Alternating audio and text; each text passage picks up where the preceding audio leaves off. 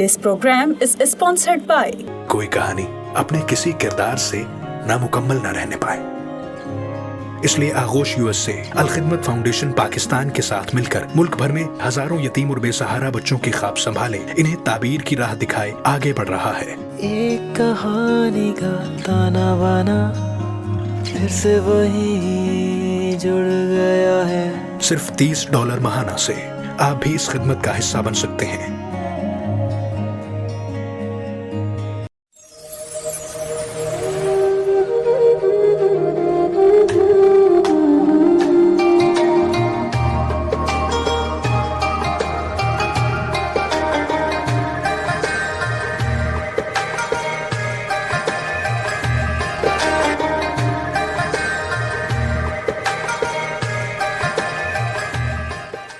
نحمده ونصلي على رسوله الكريم اما بعد فاعوذ بالله من الشيطان الرجيم بسم الله الرحمن الرحيم ومن اعرض عن ذكري فان له معيشة ضنكا ونحشره يوم القيامة اعمى صدق اللہ العظیم۔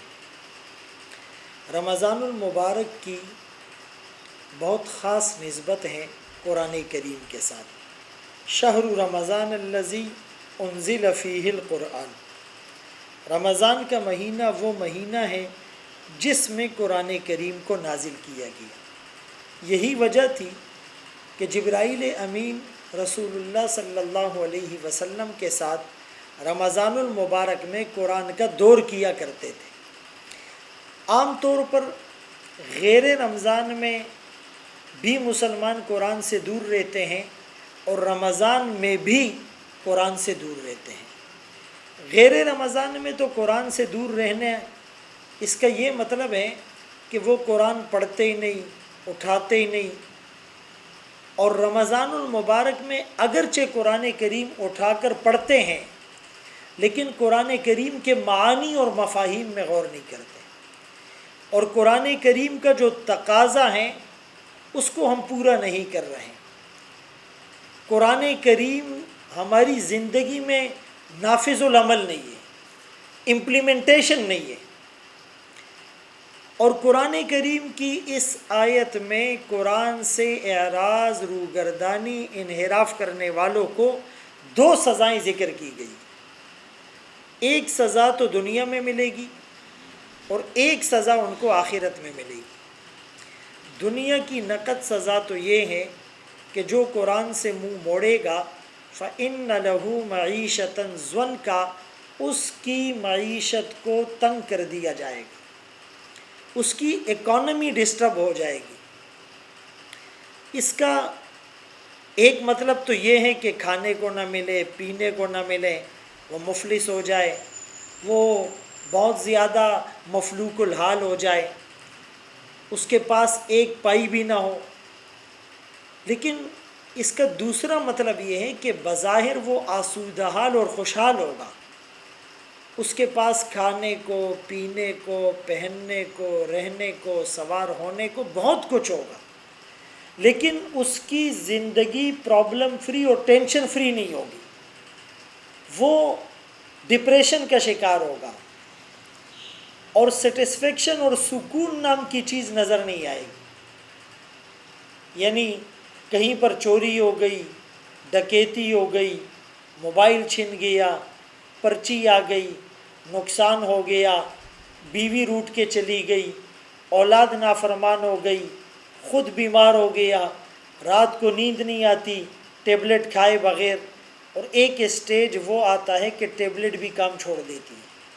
یعنی قرآن سے دوری کی یہ نقد سزا ہے کہ وہ ہر وقت پریشان اور بے چین اور ریسٹ لیس رہتا ہے۔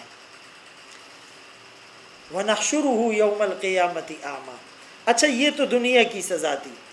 آج دیکھیں ہم جتنے بھی مطلب سکون تلاش کرتے ہیں، کوئی پیسوں میں، کوئی عہدے میں، کوئی ڈگری میں، کوئی اولاد میں، کوئی شہرت میں، اور کوئی گھومنے پھرنے میں، کوئی اپنی ناجائز خواہشات کو پورا کرنے میں، لیکن سکون اس وقت تک نہیں مل سکتا جب تک قرآن سے ہمارا تعلق مضبوط نہ ہو جائے۔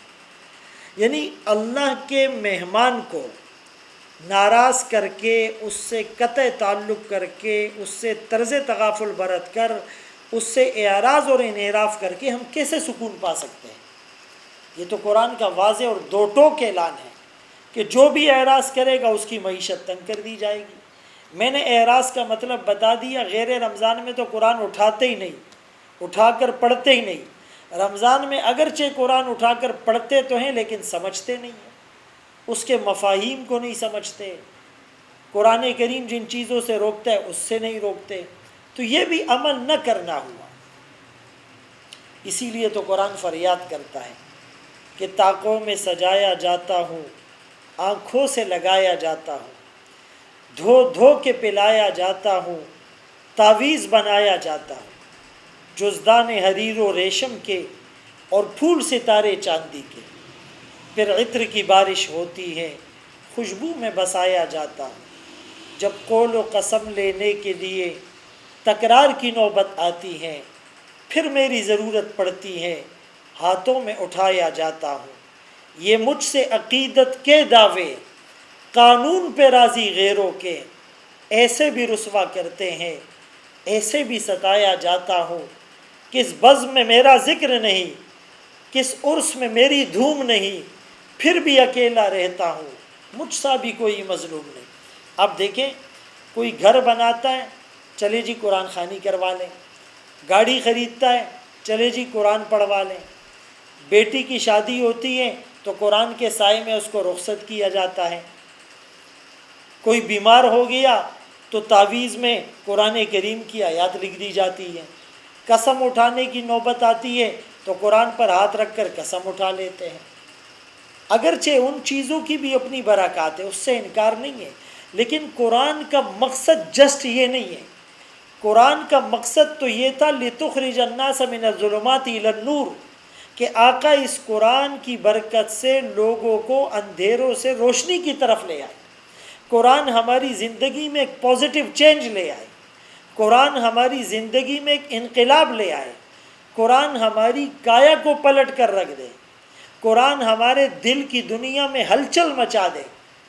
حضرت عمر رضی اللہ عنہ وہ مسلمان ہوئے کس کی تقریر سن کر؟ قرآن ہی کو سنا اور قرآن نے دل کی دنیا روشن کر دی۔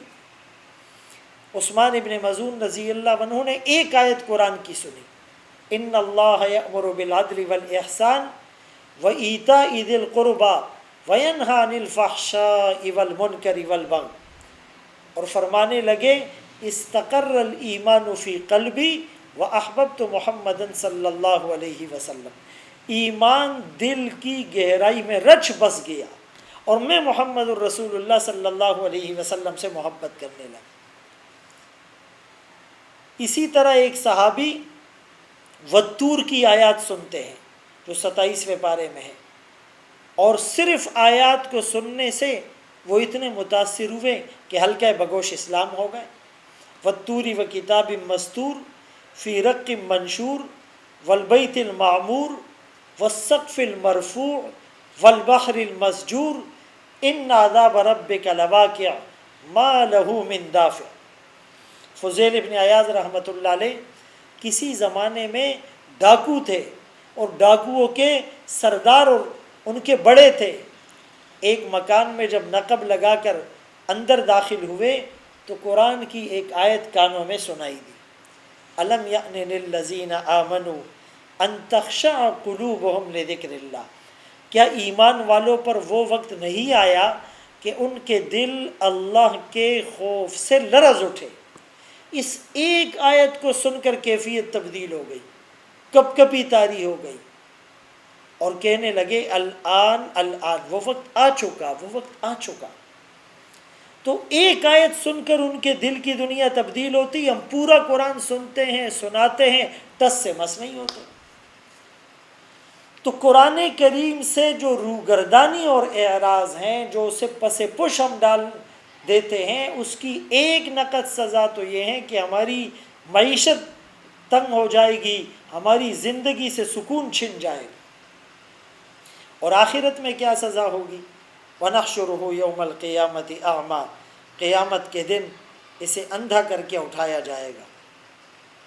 یہ پوچھے گا لما حشرتنی اعمیٰ وقد کنت بصیرا، مجھے اندھا کر کے کیوں اٹھایا، دنیا میں مجھے سب نظر آتا۔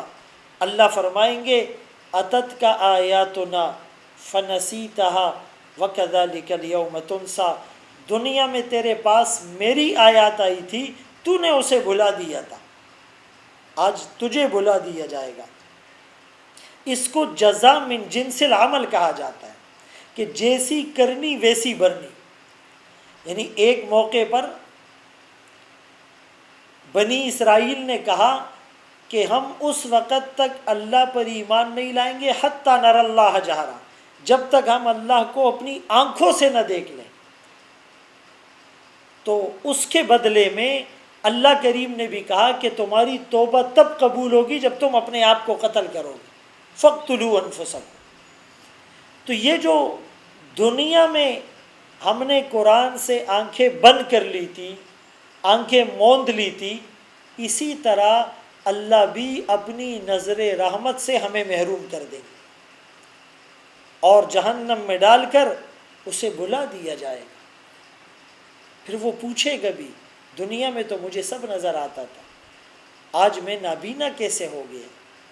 تو کہا جائے گا کہ یہ قرآن سے روگردانی کی سزا ہے۔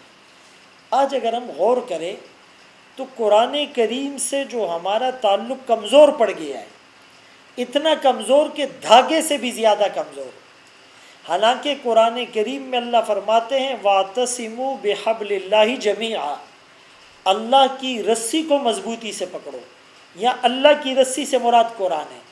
تو قرآن سے تعلق رسی کی طرح بلکہ رسے کی طرح، اینکر آف دی شپ، بحری جہاز کو جو لنگر انداز کیا جاتا ہے اتنا موٹا رسہ ہوتا ہے، تو اتنا مضبوط تعلق ہونا چاہیے تھا، اس کے بجائے دھاگے کی طرح کمزور تعلق ہو گیا۔ تو جب قرآن سے تعلق کمزور ہوا تو یہ کیوں ہوا؟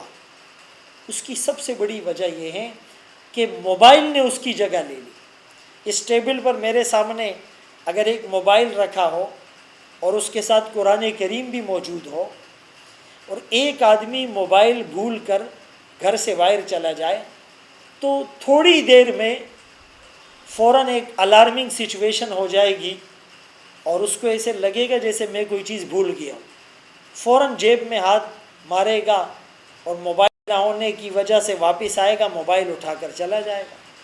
تو جب یہ موبائل بھول کر چلا جاتا ہے تو اس موبائل نے بھی کہا ہوگا کہ آج مجھے بھول کر کیسے چلا گیا، میرے بغیر تو اس کا گزارا نہیں، ایک پل نہیں گزرتا۔ تو قرآن کریم سے بھی آواز آئی کہ میرے ساتھ تو برسوں سے اس کا یہی رویہ ہے، بالکل قطع تعلق، بالکل بائیکاٹ کر دیا ہے، بالکل جو ہے وہ مجھے پڑھتا نہیں، سمجھتا نہیں۔ تو موبائل کہنے لگا میں تو میسیجز ریسیو بھی کرتا ہوں، سینڈ بھی کرتا ہوں، اس لیے مجھے ساتھ رکھتا ہے۔ قرآن کریم نے کہا میں بھی اللہ کے وعدوں سے، وعیدوں سے، پیغامات سے بھری ہوئی کتاب ہوں، پھر بھی یہ مجھ سے تعلق نہیں رکھتا۔ تو موبائل کہنے لگا مجھ سے تو کچھ شعاعیں بھی نکلتی ہیں جو انسانی دماغ کو متاثر کرتی ہیں۔ تو قرآن کریم نے کہا میں تو جسمانی اور روحانی بیماریوں کا علاج اور طبیب ہوں، پھر بھی یہ مجھے ہاتھ نہیں لگاتا۔ تو ایک سروے کے مطابق ایک عام آدمی بھی 7 سے 7.5 گھنٹے موبائل یوز کرتا ہے، یعنی 24 گھنٹے میں 8 گھنٹے نیند کے، 8 گھنٹے آپ کے معاشی کاروبار کے، کام کاج کے، بیوی بچوں کے ساتھ، دوستوں کے ساتھ، اور بقیہ 7 سے 8 گھنٹے موبائل میں لگ رہے ہیں۔ تو جو وقت قرآن کریم کو دینا تھا وہ موبائل کو دیا جا رہا ہے۔ ایک زمانہ تھا مسلمان اٹھنے کے بعد سب سے پہلے قرآن کی تلاوت کیا کرتا تھا، آج اٹھنے کے بعد موبائل دیکھا جاتا ہے۔ رات کو سوتے وقت مسلمان قرآن پڑھ کے سوتا تھا، آج موبائل دیکھتے دیکھتے سوتے ہیں۔ اچانک آنکھ کھلتی تھی تو مسلمان کی زبان پر اللہ کا نام آتا تھا، آج رات میں بھی آنکھ کھل جائے تو فوراً موبائل کو ایک نظر دیکھ لیتے ہیں۔ ایون کہ نماز کے دوران بھی یہ خیال رہتا ہے کسی نے کال تو نہیں کی، میں نے کس کو کال کرنی ہے، کسی کا میسج تو نہیں آیا، سلام پھیرنے کے بعد فوراً دیکھتے ہیں، ان باکس چیک کرتے ہیں، واٹس اپ دیکھتے ہیں، فیس بک پر کسی نے فرینڈ ریکویسٹ تو نہیں بھیجی، انسٹا کو دیکھتے ہیں، میل چیک کرتے ہیں، یعنی قرآن کریم کے ساتھ جو تعلق ہونا چاہیے تھا وہ اٹیچمنٹ اور وابستگی موبائل کے ساتھ ہو گئی۔ تو آپ مجھے بتائیں کہ رمضان المبارک میں بھی اگر ہم نے قرآن کریم کو وقت نہیں دیا، قرآن کریم سے تعلق کو مضبوط نہیں کیا، تو یہ رمضان اور قرآن ہماری نجات کا ذریعہ کیسے بنے؟ حدیث پاک میں تو آتا ہے کہ یہ قرآن بھی سفارش کرے گا، رمضان بھی سفارش کرے گا، اور ان دونوں کی سفارش قبول کی جائے گی، لیکن یہ سفارش اس کی حق میں کریں گے جنہوں نے روزہ رکھا اور راتوں کو قرآن پڑھا۔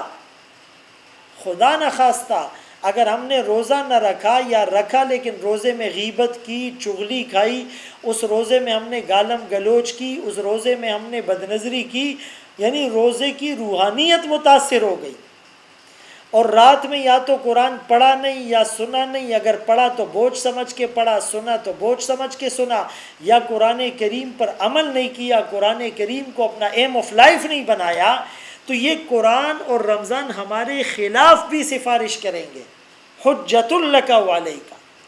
آپ بتائیں، قرآن جس کے خلاف ہو جائے، رمضان جس کے خلاف ہو جائے، صاحب قرآن جس کے خلاف ہو جائے، اس کی نجات اور کامیابی کیسے ممکن ہے؟ تو آج عزم کیجئے کہ ہم نے قرآن سے تعلق برقرار رکھنا ہے اور پوری زندگی برقرار رکھنا ہے۔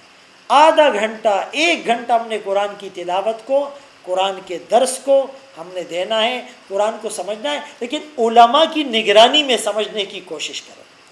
اردو ترجمے بھی آپ پڑھ سکتے ہیں، لیکن اگر آپ چاہتے ہیں کہ مستند معلومات ہوں اور آپ قرآن کریم کے معنی اور مفاہیم کو اچھی طرح سمجھ لیں اور آپ کو کوئی کنفیوژن نہ ہو، تو اس کے لیے کسی پراپر مستند عالم دین سے آپ کو رابطہ کرنا پڑے گا، ان کی نگرانی اور سرویلنس میں آپ کو قرآن سٹڈی کرنا ہوگا۔